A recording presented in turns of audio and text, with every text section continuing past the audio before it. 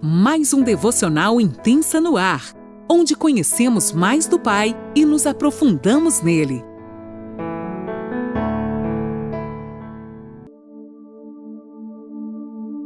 Olá, bom dia! Mais um dia se inicia e eu, Lani Nola, falo com você de Criciúma, Santa Catarina.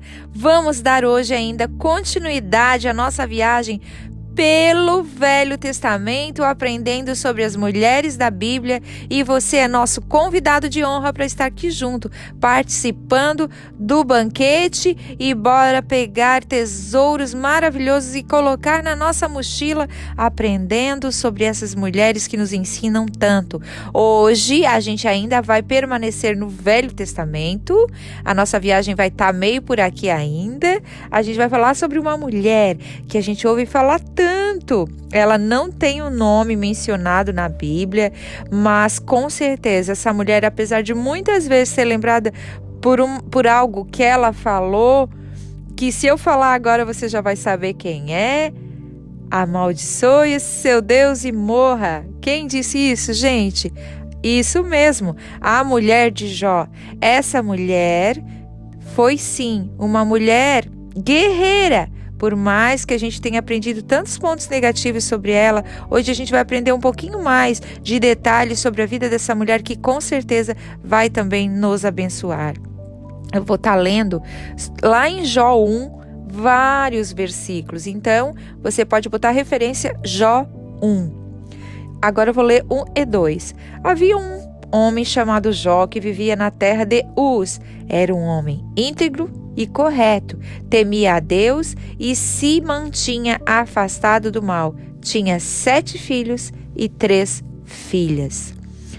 Vou estar lendo agora Jó 1, do 12 em diante. Pois bem, você pode prová-lo, disse o Senhor. Faça o que quiser com tudo que ele possui, mas não lhe cause nenhum dano físico. Então Satanás saiu da presença do Senhor. Certo dia, quando os filhos e as filhas de Jó estavam num banquete na casa do irmão mais velho, chegou à casa de Jó um mensageiro com uma notícia.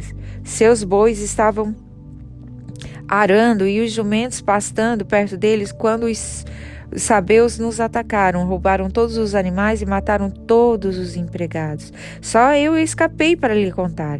Enquanto ele falava, outro mensageiro chegou com esta notícia. O fogo de Deus caiu do céu e queimou suas ovelhas e todos os seus pastores. Só eu escapei para lhe contar. Enquanto ele falava, outro mensageiro chegou com esta notícia. 3 bandos de saqueadores caldeus roubaram os seus camelos e mataram seus servos. Só eu escapei para lhe contar. Enquanto ele falava, ainda outro mensageiro chegou com essa notícia. Seus filhos e suas filhas estavam num banquete na casa do irmão mais velho.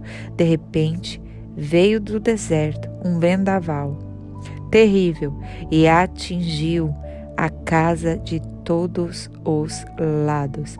A casa desabou e todos os seus filhos morreram. Só eu escapei para lhe contar. Uau! E lá em Jó 1, 22 fala assim: em tudo isso, Jó não pecou, nem culpou a Deus. Aleluia! Nós sabemos que Jó era um homem íntegro e fiel a Deus e que o amava de todo o coração. Vamos ver que Jó sofreu dores e sofrimentos sem negar a Deus em nenhum momento. Ele seguiu firme até o fim, embora tudo contribuiu para que ele agisse diferente. Mas hoje a gente vai falar um pouquinho sobre a esposa de Jó. Vamos nos ater a ela. Ouvimos falar tanto dessa mulher e o que ela disse a ele quando ele estava à beira da morte, né? Que eu até falei no início. Ela falou: abençoe seu Deus e morra. Diante de todas as situações, né, gente? Eu penso que essa mulher, apesar de ter agido errado naquele momento, ela agiu conforme ela via as circunstâncias acontecendo. Ela falou daquilo que ela já não aguentava mais, a dor no seu corpo, vendo tudo isso. Afinal, ela tinha uma casa, uma família e tudo foi destruído. Embora no primeiro momento que lemos a história de Jó, é de acusações a esta mulher. Afinal, sua atitude ali não era de uma mulher sábia. Apesar de suas dores, de seus sofrimentos, a atitude dela não foi de uma mulher sábia. Porém, vamos analisar um pouquinho da vida dela. Pensem comigo, ela tinha uma vida feliz com seu esposo e seus 10 filhos. Ela os carregou em seu ventre, os viu nascer, crescer, serem felizes e de repente uma tragédia vem sobre ela. Sua casa e seus filhos morrem. Além de perder tudo, a palavra fala, como a gente leu ali, veio um vendaval e levou tudo, acabou com seus filhos, destruiu os sonhos desta mulher. E como se não fosse suficiente, todos os seus bens foram consumidos e eles ficaram sem nada. Mas o pior de tudo que eu vejo foram que os seus filhos foram levados. E as provações ainda continuam, gente. Eles dois estavam sem os filhos que tanto amavam, sem os bens, e agora seu amado esposo adoece terrivelmente. Pensa um vendaval desse, para mim isso aí é quase que um terremoto. Então, é como se todas as suas forças fossem tragadas. Então ela não conseguiu mais. Então pronunciou aquela famosa frase que nós já falamos aqui.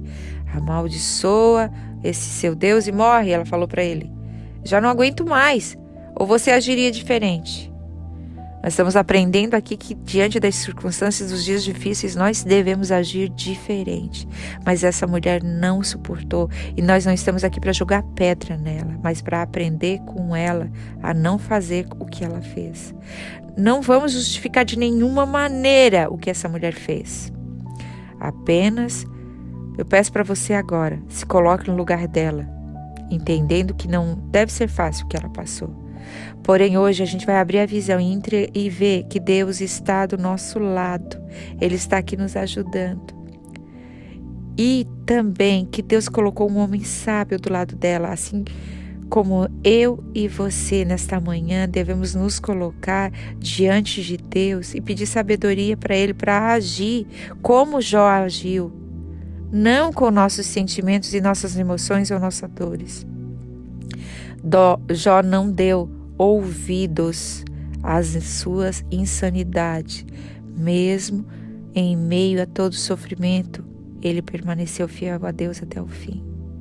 Que nós possamos ser como Jó, numa situação tão difícil que eles estavam passando, que ele possa ver além. Esse livro da Bíblia nos ensina tanto, porém, mesmo que o livro gira mais em torno de Jó, vimos que sua esposa, em meio a tantas dores, permanece ao seu lado até o fim. Ela pode ter dito aquilo numa hora de dor, numa hora de sofrimento, mas vocês podem perceber no decorrer da história, ela permanece ao lado de Jó até o fim. Quando passamos por provações, parece que nada muda e que a dor jamais vai acabar. Mas isso não é verdade. Deus é aquele que nos resgata da dor, como fez a Jó e a sua esposa.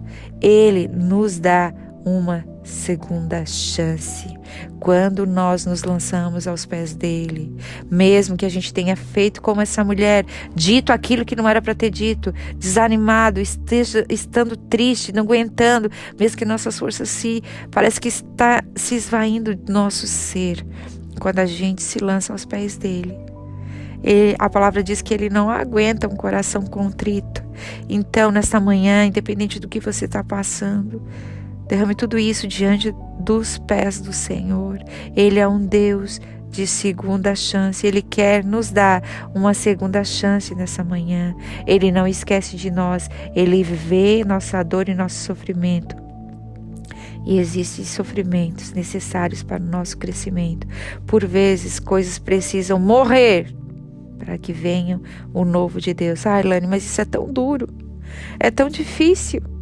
Mas por vezes precisamos deixar que morra para que venha o novo de Deus. A palavra nos fala que não se coloca vinho novo em odres velhos. E nesta manhã Deus quer derramar o novo dele sobre a minha vida, sobre a sua vida.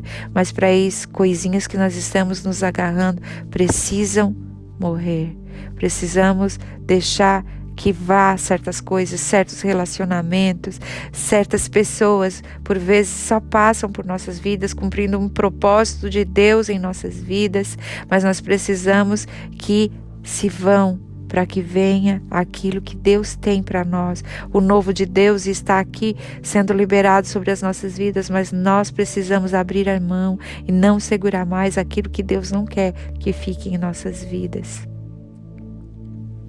Para refletirmos, eu vou deixar um versículo que Jó escreveu, que está lá em Jó 23:10. E no entanto, ele sabe aonde vou. Quando ele me provar, sairei puro como ouro. Então, se você está passando por uma provação, que seja ela nas mãos de Deus.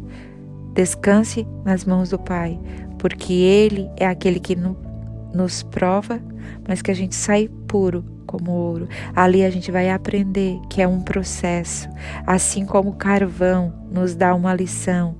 As provações nos tornam mais fortes. Um carvão, para se tornar um belo diamante, antes ele passa por um processo de pressão. E em nossa vida não é diferente. As pressões nos tornam mais parecidas com Ele. Perceba que dependendo do tipo de influência, o carvão não evolui para diamante, mas se quebra, deteriora e torna-se pó.